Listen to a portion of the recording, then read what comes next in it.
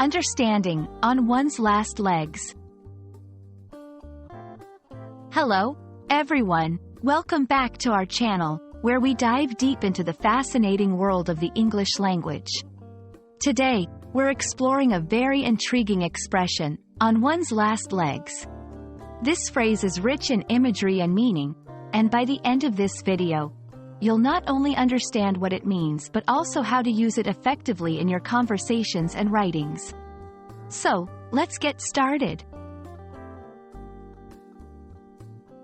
The phrase, on one's last legs, is a vivid idiom that suggests someone or something is close to exhaustion, failure, or the end of its usefulness or existence. Originally, this expression was likely rooted in the literal observation of animals or people struggling to stand or walk as they neared the end of their strength or life.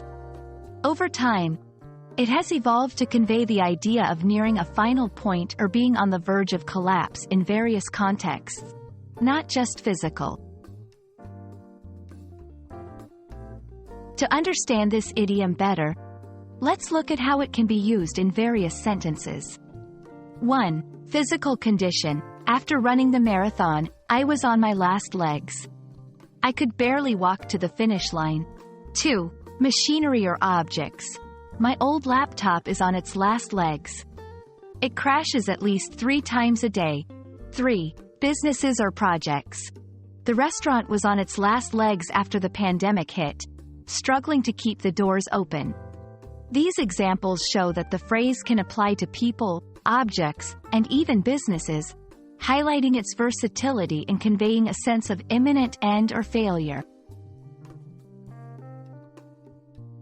When using on one's last legs, it's important to contextualize properly. Ensure the context makes it clear that the subject is nearing its end or limit. Emphasize the state of decline. This phrase is particularly effective when you want to highlight the severity of the situation or the urgent need for rest, repair, or revitalization. Here's a tip.